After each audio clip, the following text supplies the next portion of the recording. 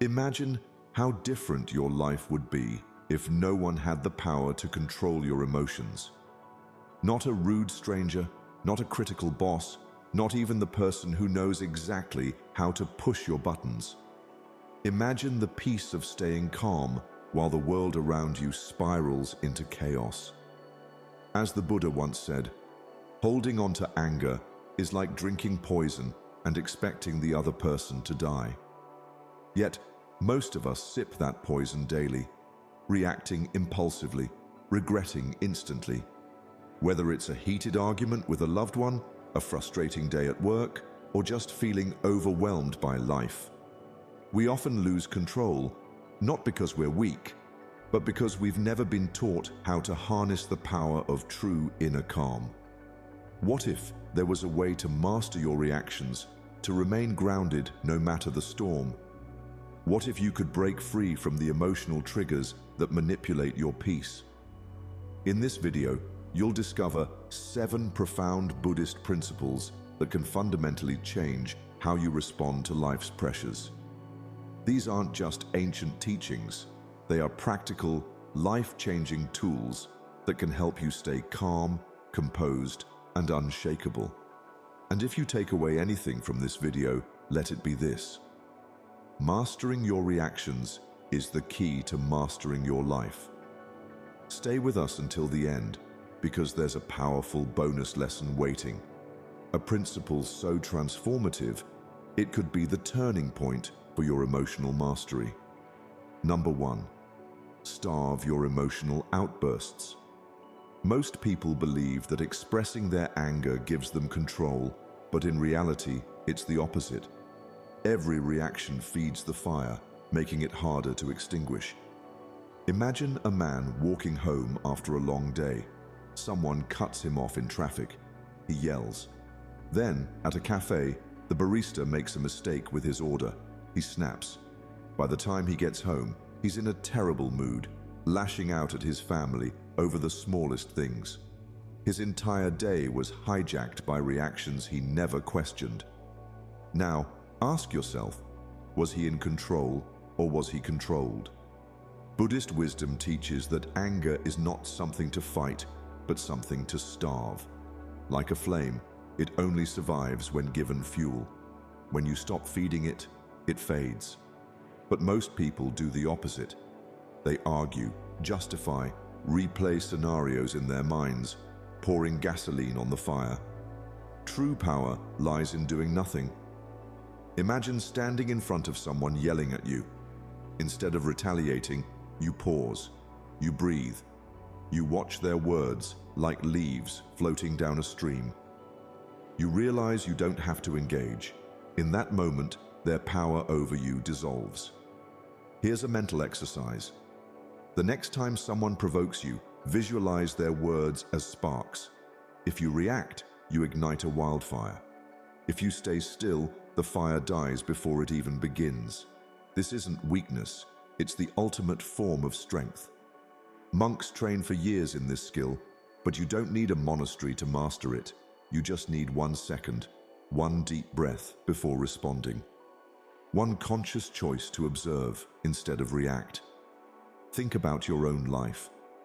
How many times has a single moment of anger led to hours, even days of regret? A heated argument with a loved one, a confrontation at work, or a careless outburst online, only to be followed by guilt and self-reproach. What happens when you stop feeding your anger with attention and reaction?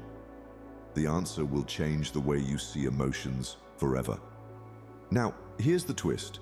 Most people assume that mastering emotions means suppressing them.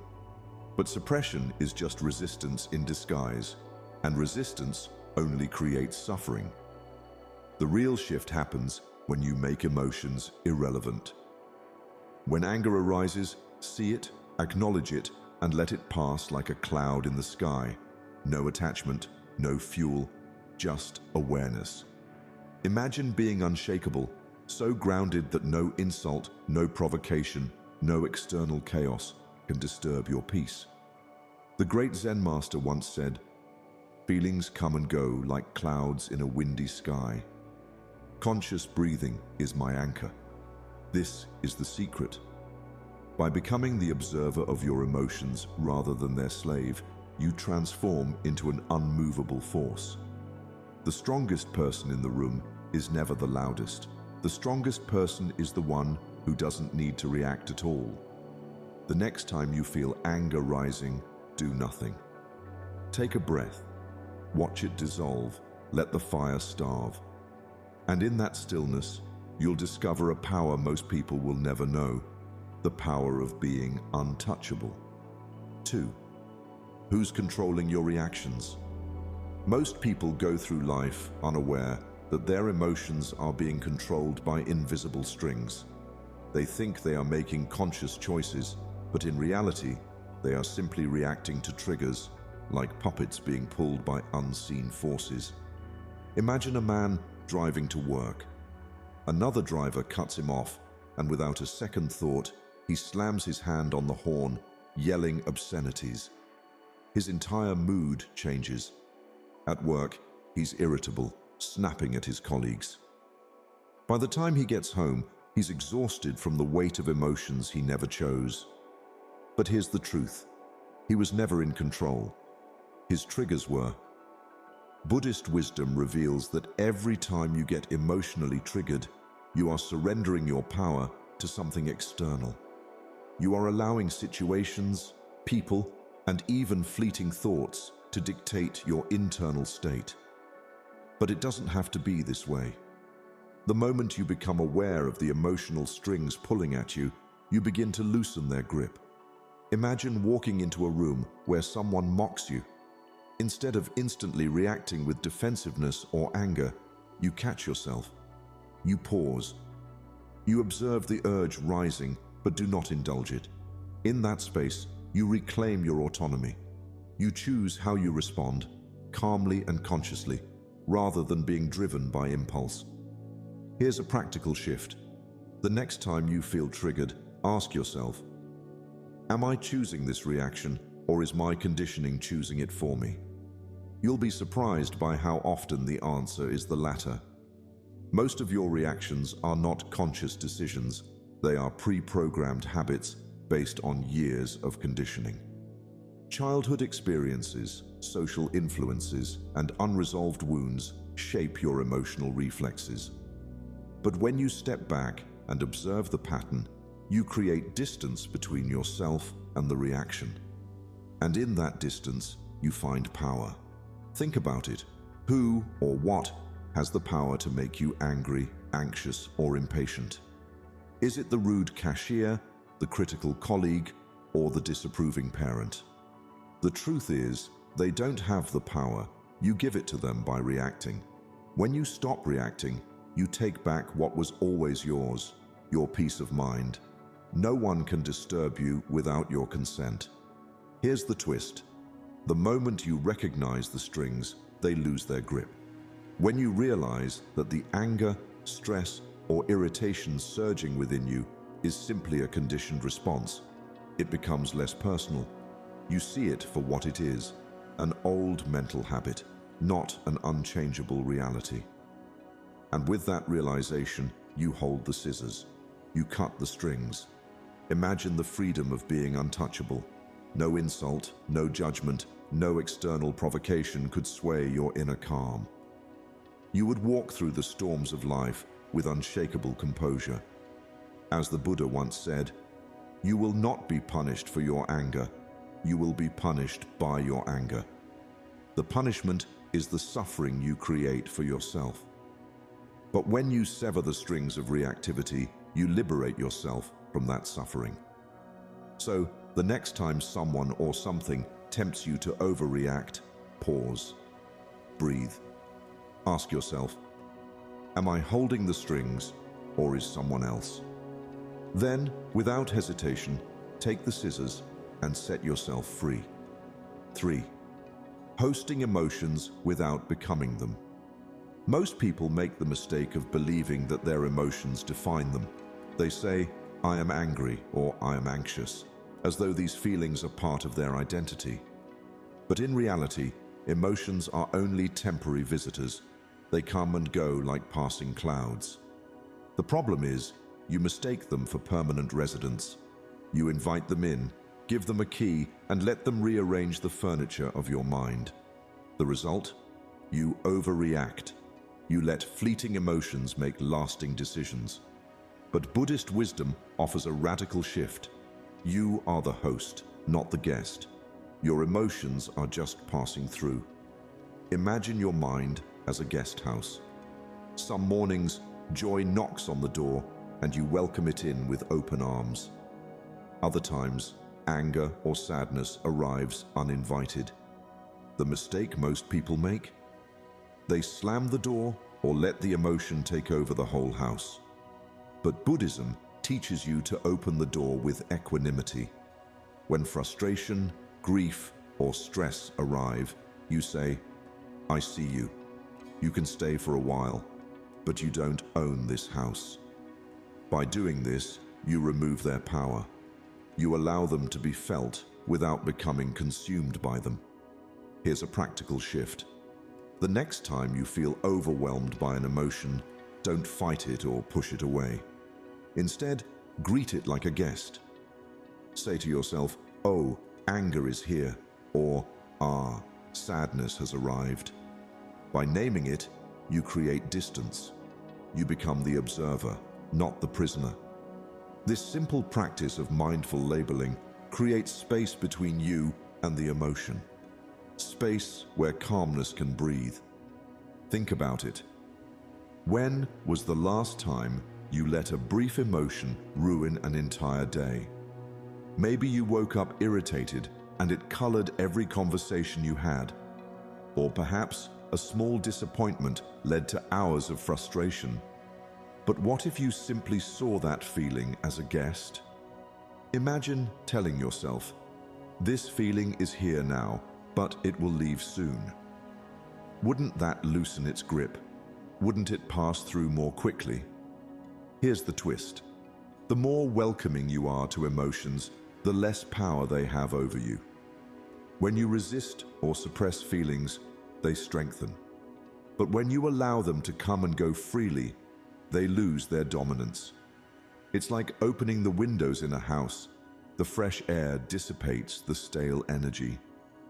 You remain unchanged, no matter what passes through. Now picture the freedom of living this way. When someone criticizes you, you feel a sting of defensiveness, but you let it sit like a visitor. When frustration rises during a stressful day, you acknowledge it without giving it authority. You neither indulge nor deny it, you simply let it pass. Like a guest who stays for a night and leaves by morning. The poet Rumi once wrote, "This being human is a guest house. Every morning a new arrival, welcome and entertain them all." This is the essence of emotional mastery. You welcome every feeling, but you serve none of them tea. You stay calm, centered, and unattached. The next time an emotion knocks on the door of your mind, smile. Let it in. But remember, you are the host. You decide when it leaves. 4. Anger harms you first. Most people believe that anger is a form of strength, a defense mechanism to protect themselves. They think that by lashing out, they are asserting power. But in reality, anger is self-inflicted harm. It burns you before it ever touches anyone else. Imagine a man holding a hot coal, convinced that if he throws it, he will wound his opponent. But before he even aims, the coal is already searing his hand. This is what happens every time you overreact. You believe you are fighting back, but you are only setting yourself on fire. Buddhist wisdom offers a sobering truth. Holding on to anger is like grasping a hot coal and expecting the other person to be burned. When you overreact in anger, your heart rate spikes, your muscles tighten, and your breath shortens. The body releases stress hormones, flooding your system with cortisol and adrenaline. Your mind becomes clouded, your judgment impaired, and your inner peace destroyed. Meanwhile, The person you're angry at might walk away unaffected. You suffer. You carry the emotional wound long after the moment has passed. Now, here's a mental shift. The next time you feel anger rising, pause and ask yourself, who is this hurting more, me or them?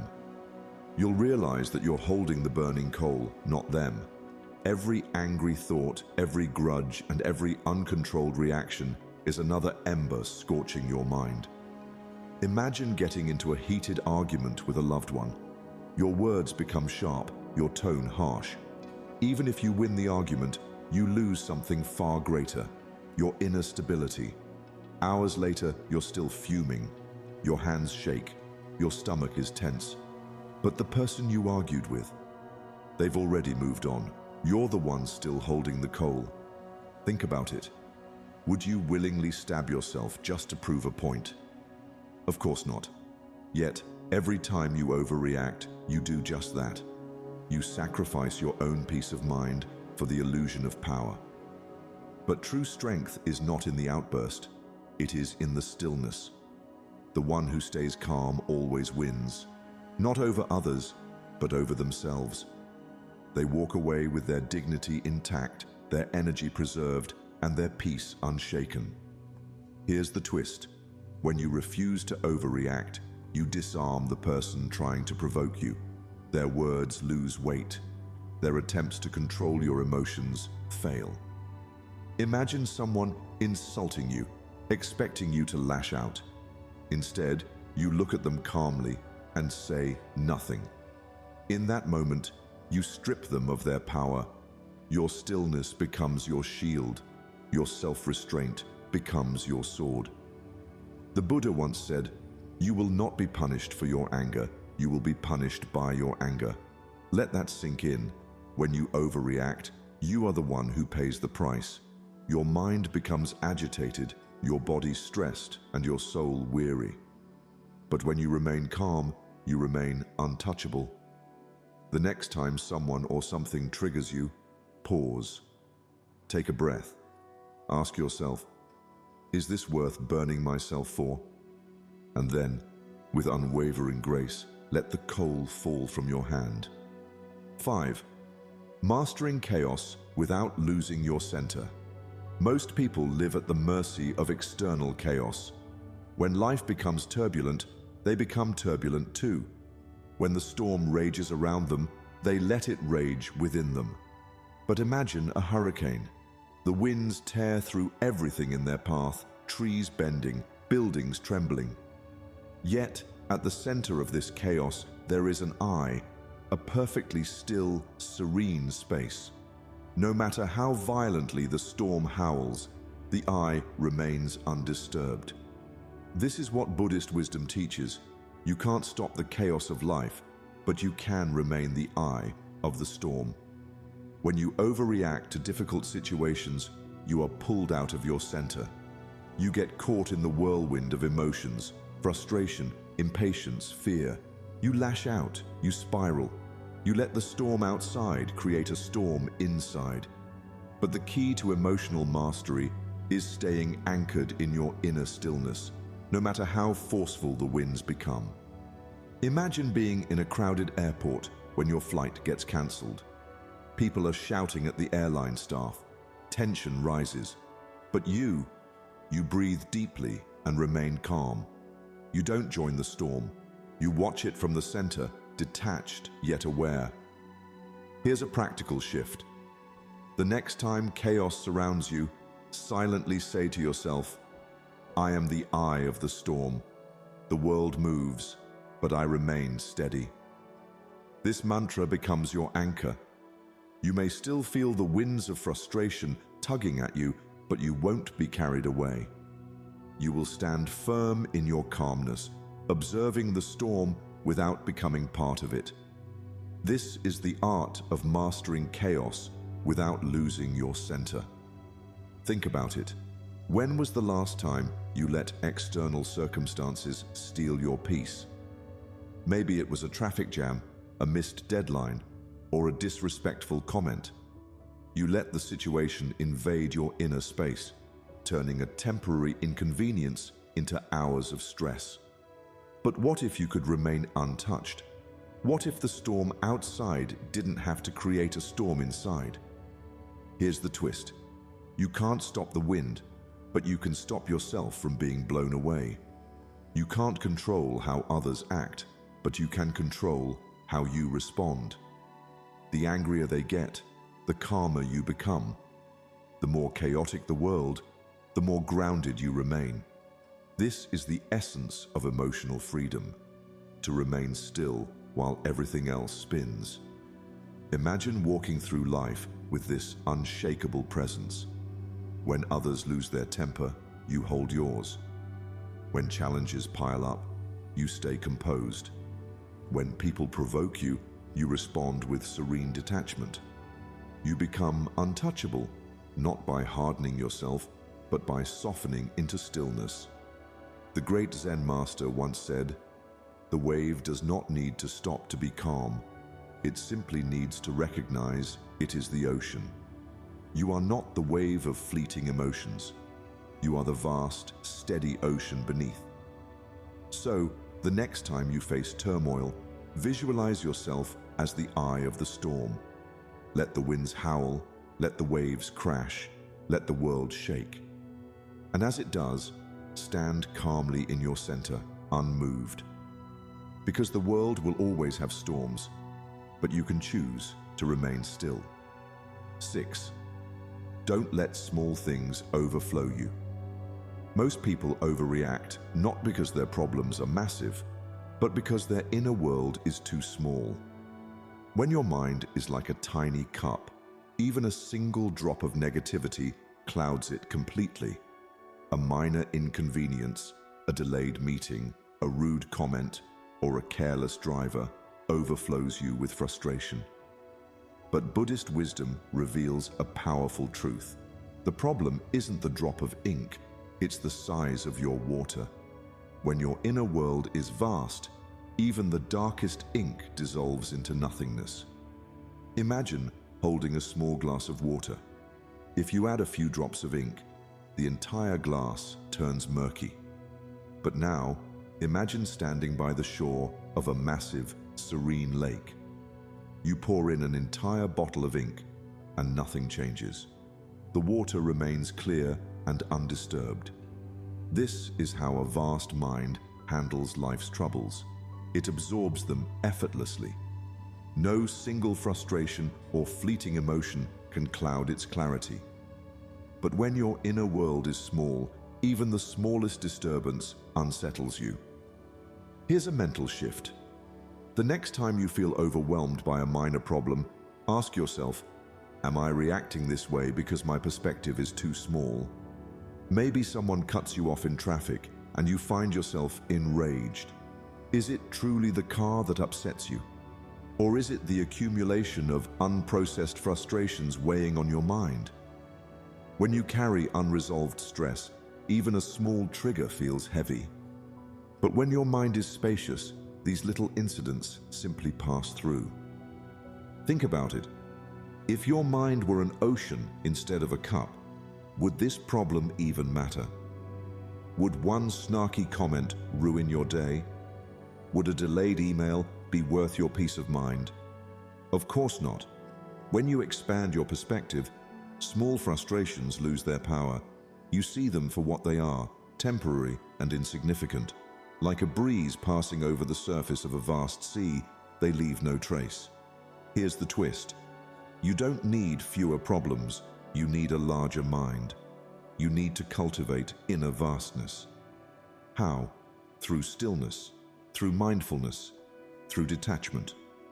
When you regularly meditate or sit in silence, you expand the space between yourself and your reactions.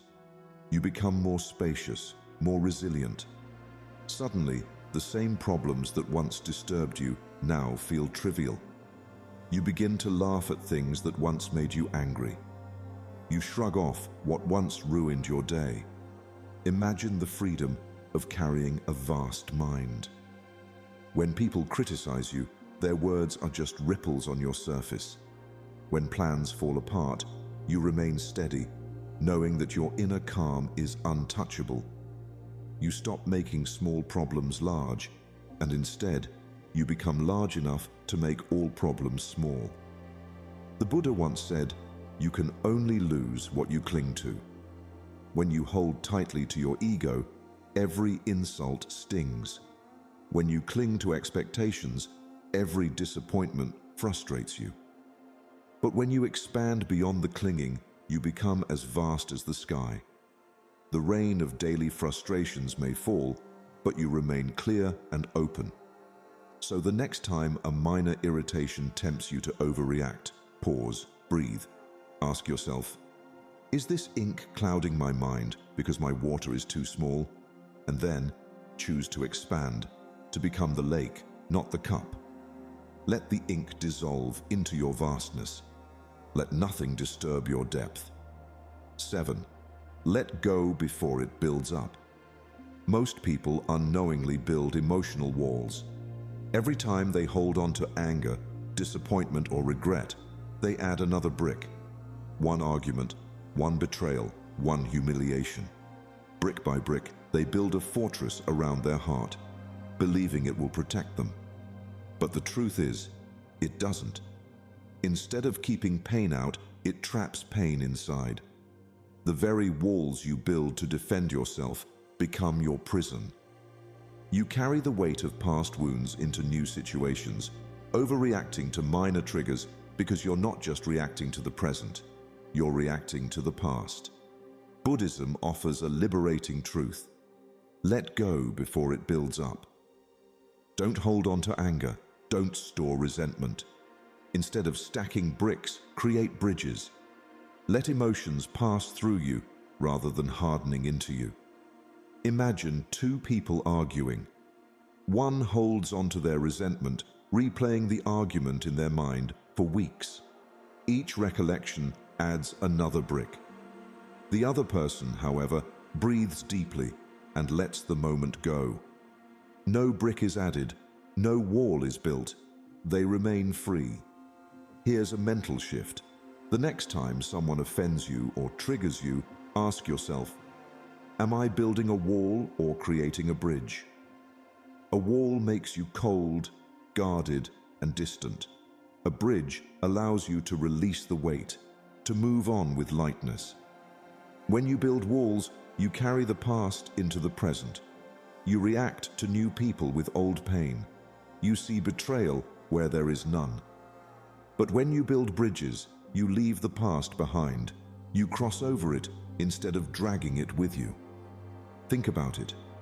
What old anger or resentment is weighing you down today? Is it a childhood wound that still controls your relationships? Is it a past betrayal that makes you distrustful of new connections? Or maybe it's a mistake you made years ago that you can't seem to forgive yourself for. Every time you carry these old bricks into new experiences, you overreact. A simple misunderstanding feels like a rejection. A minor criticism feels like an attack. But the problem isn't the present, it's the weight of the past still pressing on you. Here's the twist. The wall you build to protect yourself often becomes your own prison. You may think holding on to anger makes you strong, but it only makes you heavy. You may believe guarding your heart keeps you safe, but it only keeps you isolated. The solution? Release as you go. Don't wait until the wall is too high to tear it down. Let go while the bricks are still small. When you feel a surge of frustration, breathe it out. When someone wrongs you, forgive quickly, not for them, but for you. When regret visits, let it pass through rather than making it a permanent resident. Imagine walking through life without carrying yesterday's bricks. When you meet new people, you see them with clear eyes, not clouded by old mistrust. When challenges arise, you respond to the present moment, not to past pain. You become light, free, and emotionally untouchable. The Buddha once said, "You only lose what you cling to." So, the next time resentment tempts you to build a wall, choose a bridge instead. Let go, walk across, leave the weight behind, because the freer you are from the past, the calmer you become in the present. Bonus principle: the art of disappearing. Master the power of detachment. Most people spend their lives fighting unnecessary battles. They argue over petty disagreements, cling to irrelevant opinions, and exhaust themselves defending their pride. But Buddhist wisdom reveals a liberating secret. The highest form of emotional mastery is not to fight at all.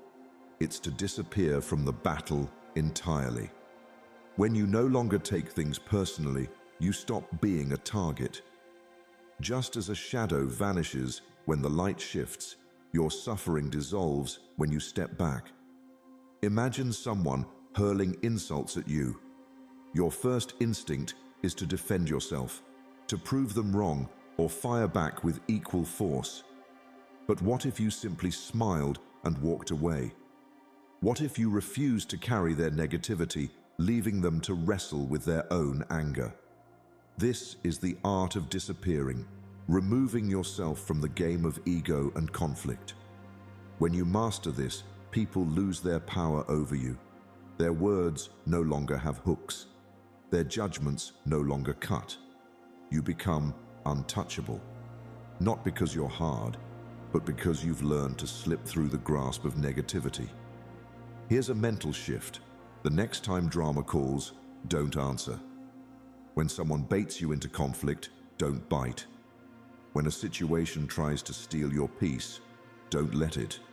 Disengage, not out of weakness, but out of wisdom. You'll find that most battles were never worth your energy to begin with. Think about it. How many times have you ruined your peace over meaningless arguments? Maybe it was an unnecessary social media debate. Maybe it was defending yourself against a baseless accusation. Maybe it was overreacting to a stranger's rudeness. But what did you gain? All you did was drain your energy, feeding a conflict that never deserved your attention. Now, imagine how free you would feel if you simply chose not to engage. No explanations, no justifications, just calm detachment. Here's the twist. Walking away is not weakness, it's power.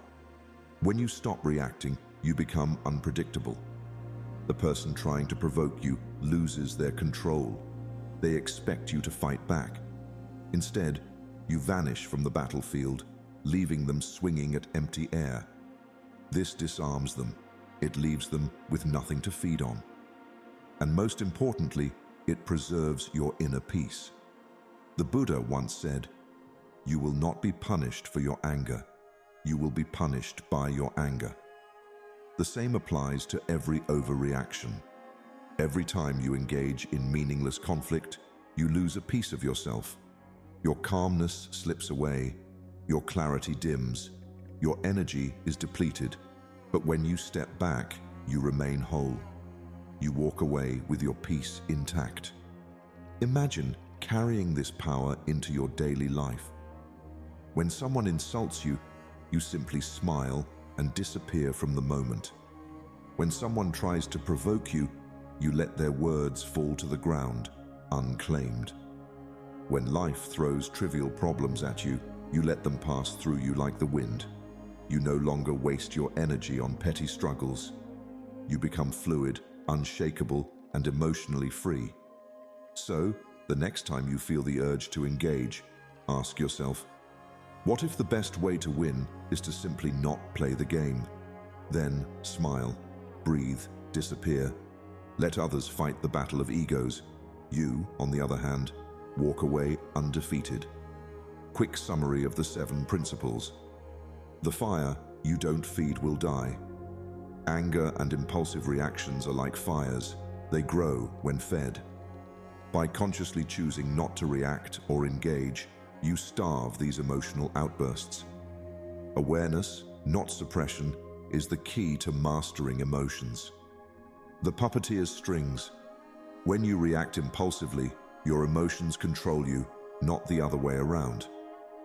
Recognize that every reaction is a choice, not an automatic response. Cut the strings of conditioning and regain control over your emotional world.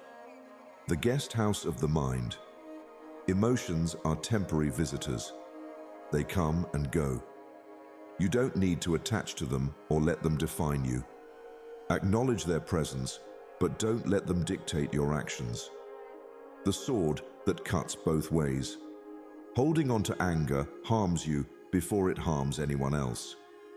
When you overreact, the pain you carry weighs you down more than the person you're reacting to. Protect your peace by choosing not to grasp the hot coal of resentment. The still eye of the storm. Chaos is unavoidable, but your inner calm is a choice. Stay centered even when surrounded by turmoil. Learn to observe your emotions without being swept away by them. The water in your cup. The size of your perspective determines the impact of small frustrations. Expand your awareness to dilute problems that seem overwhelming. A larger inner world can hold more without overflowing. The bridge, not the wall. Don't build emotional walls that imprison you. Create bridges that allow feelings to flow. Resentment and past pain become burdens when they are not released. Learn to let go rather than holding on. You are not a prisoner of your emotions. You are the master of your mind. Buddhism teaches that while we cannot control the chaos around us, we can cultivate peace within us.